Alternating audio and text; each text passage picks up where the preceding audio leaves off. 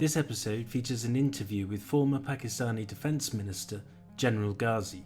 I recorded this at COP25 in Madrid and am replaying it here because General Ghazi identifies with great clarity a staged process that can lead a nation or region into conflict.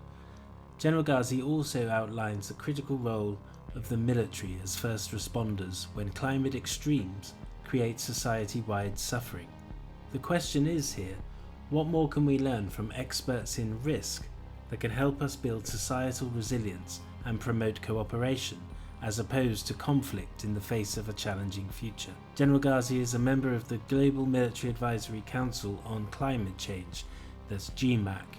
Thanks for listening to Shaping the Future. I will be posting more in this series on preventing human chaos in the coming weeks. Please subscribe on any of the podcast channels or YouTube. You can also support this work via Patreon and do send feedback or comment on GenCC.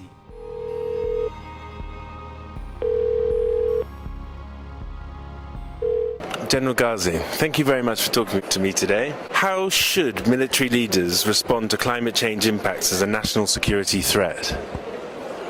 Right, to begin with, we've been dealing with traditional threats. We're looking at territorial context, We're looking at sharing of resources or access to resources, denial of resources. These have been all things that we've had in the background of our training and our commitment to find solutions for. But what climate change has done is that it has now moved this threat away from just simple ideological or territorial context into an area where there are consequences for which military scenarios will need to be built. For instance, you can have inundations in certain areas because there is flooding that's taking place, and that has impact on the kind of operations that can be conducted. Or there is desertification that takes place in certain areas, and that needs changes in equipment and changes in terms of tactics and changes in terms of plans, etc. Now, military leaders, therefore, need to reassess themselves. Right now, there is not that great an understanding for them to really visualize what the impacts on their operations will be. And I think for military leaders to make a national emergency out of climate change consequences, they have to realize that they may have to contend it during their lifetime. One of the problems with policymakers is that a lot of them see in their short-term tenures and do not look at things beyond. So one of the things that I do as part of the GMACCC is that I go and lecture the younger officers. I tell them that, 15 years down the line, 20 years down the line, you will be dealing with this scenario. So you better start preparing for it now. I can't tell it to somebody who is going to retire in 2 years or 4 years' time, because for him the immediacy does not exist. And therefore I think there is a great deal that we as military people need to do to be able to understand the linkage and then incorporate it in our planning processes. Okay. And when you talk about understanding this means that you're doing your own research in real time and developing a kind of overall strategy in real time, because these impacts are sort of escalating, but they're all new, but more not new, but more extreme, if you like. Is that correct? Yes, that's true, because it's a self-learning process. It has not yet become a standardized practice. I think in Europe, you're far ahead in terms of the understanding of the security challenges from climate change.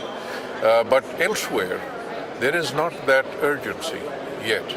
And therefore, it is not a subject for study in military colleges or in institutions or in operational understandings. And therefore, that is an area that I think we need to create for ourselves. Because right now, it's only those of us who are dealing with it out of pure curiosity who have educated themselves on this looming threat. You mentioned a moment ago regarding the difference between an ideological threat and something that's very tangible, like a climate change impact, and you have these sort of cross-border issues. Water, which you talked about in the panel, is obviously going to be on the horizon. Is there a strategy for avoiding cross-border conflicts? Yes, you see, one is the realization that water is the one element on which everything else depends. So your food security depends on it, your livelihood security depends on it, your cleanliness, everything else, your forestry, all depend on water. So there is a realization that exists. Because there has been too much of water, we've been very complacent about its use. As it becomes more scarce, I think people are now getting to sit up and notice that there is a scarcity. And this scarcity means that it will have an impact on certain things. So you've seen, the yields go down. You've seen refugees moving from areas that have been devastated because of lack of water. You've seen socio-economic tensions as a result building up. And therefore, societies are now realizing that there is greater competition that will arise because of the lack of resources, and especially water resources. Now, what you can do is to set up mechanisms that are cooperative in areas from the upper riparian to the lower riparian, from the rainfall affected to the flood affected, to the non-irrigated to the irrigated. And so a synergy needs to be created between different sectors of the water sector. And within these, we need to come up with a mechanism that will allow fair use, which will allow non-competitive use, which will allow also optimum use, maximizing the potential from the water. Not wastage, but creating good crop patterns, creating good habits that are agriculturally more modern, and that will give you the kind of yield that you want despite having consumed less water. It's interesting that you say that there's a chance for cooperation instead of conflict, and that's very encouraging. And does that signify that there's almost an involved role for the military in dealing with climate as a crisis, instead of necessarily going off to fight wars? Yeah. The trouble is political leaders will only understand some of these threats when you give them numbers of how many people are going to be devastated by it, how many votes they are going to end up losing, or how much territory they will end up losing, or it's territory that will go waste. And therefore, those are numbers that make the political leaders and national leaders stand up. And what the military can do is to carry out the kind of research that translate these threats into tangible numbers that then wake up both the government and the civil society into understanding that we need to do something about it, and therefore set up that kind of mechanism that will enable them to cooperate. And what you're talking about here is basically national security. It's just a different threat. And around the world, we see incidences where national security is top of, climate change is top of the agenda for national security, and yet the governments of those countries just look the other way and say, well, there's no worry here. How can citizens rest assured that the military has got their back, even if the politicians haven't? Yeah, you see, one thing is that the people must feel that they are responsible.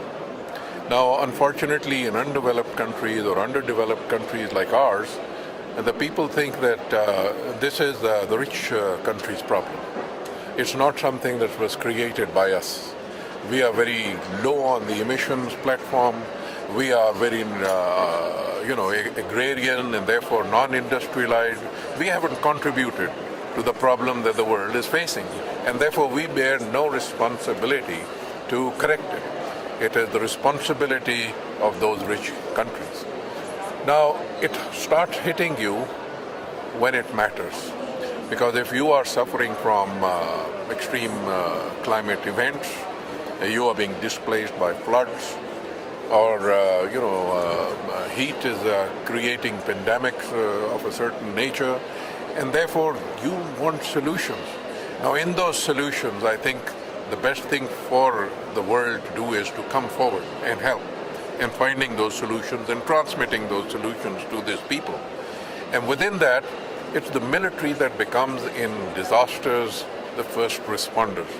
And the military contributes a great deal. I know that in Pakistan, and I think in the rest of South Asia as well, the military is trained to pre-position itself for disasters. Yeah. We know that in the monsoons there's going to be flooding in certain areas, so we'll go repairing all the embankments, we'll go repairing all the bridges, we'll station troops to accept refugees, to house them, to regulate them, and to provide them with food and shelter, etc.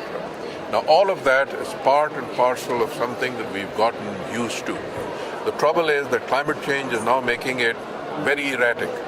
So the traditional times, I remember we used to, when we were young officers, we simply went out in June and did our work because we knew that's how the monsoon was going to come around. Now, you don't even know. The monsoon may not come in June, it comes in September, and suddenly you have to deploy yourselves, you're employed in something else. So there is this resilience, I think, that is needed in the kind of deployments that we need to take, the manner in which we can assist people in disaster management and in rehabilitation as well. Okay, so it's almost increasing that resilience response in a way. With all your experience, what's your biggest concern as we move forward from now? I think my biggest concern, especially in the areas in which I live, is water. Is the reduction in the flows of the river Indus, on which in my country the people depend on, through either human activities that are damming and diverting waters and making the lower riparian suffer.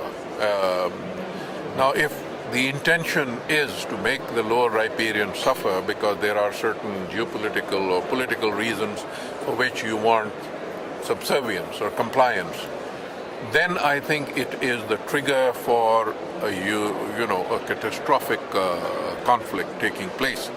Because at the end, when you have no security of livelihood left, then the eventual option is to go to resort to arms to actually retake it. And that last resort is something that I see happening in terms of water threat. The second, of course, is that there is going to be a great deal of socio-economic upheavals as a result of migratory patterns that will be set up, not necessarily cross boundaries, but more in boundaries. So there is going to be an intra-country movements that will be displacing and creating pressures on certain societies because they have it there, the resources, to those people who have moved from areas in which there were no resources or where they were just deprived of them because of some climate event. And you're talking of earthquakes, you're talking of floods, you're talking of just simply failure of crops and hunger and poverty. And as a result of it, a lot of this shift also that takes place from the rural areas into the urban. So urbanization is the third big threat that you can look at coming forward. And as more and more people pile up in a very restricted zone, then you're looking at pandemics and a large kind of health problems occurring as a result. And then social tension that could then lead to kind of conflicts that took place in the past with criminal activities and criminal gangs trying to benefit from it and therefore leading to more chaos in society. Sure. Thank you very much. It's been really interesting to talk to you. Thank you. Great pleasure. Thanks again for listening. If you are interested to help support this series and help expand the discussion around climate topics, then please do consider backing my channel via Patreon. It will help me produce more content and you will also gain access to more expert interviews. It would be great to engage more with audiences too and understand your views on these topics.